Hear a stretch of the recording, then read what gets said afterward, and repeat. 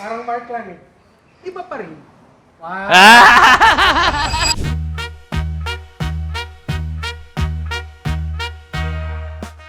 So right now guys, dumating na ang ating parcel at hindi na natin naabutan kanina kasi nagmamadali ang tow truck. Dapat kasi sariling tow truck natin eh. So ngayon, ayan, dumating na. Papabuff muna natin in order na maayos tong LC76 na automatic. Ang specs nito is Toyota Hilux GRS. Di ba rin lang? Ang specs nito is Matic na 1GR. Grabe, ang bango. Amoy wazari pare, wazari. Press. Ito talagang press na press. Sabi ko naman sa inyo, nagbebenta tayo ng legit, pare. Bayad ang... Sorry. Papakabit nating spare tire, papabuff lang natin ng konti, and ready to go.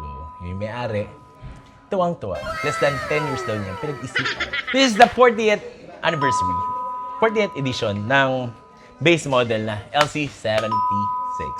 Yung mga spare tire dito, papakabit ko pa lang, di pa na ikakabit eh. Bibili rin ako.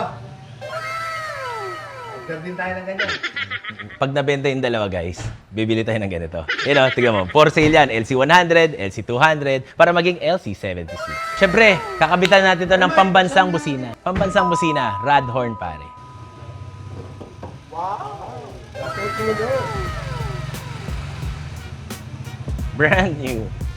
Brand new. So guys, kailangan mo ng brand new or used na Land Cruiser, message nyo kami. At kung may benta kayong Land Cruiser, message nyo din kami. Let's go.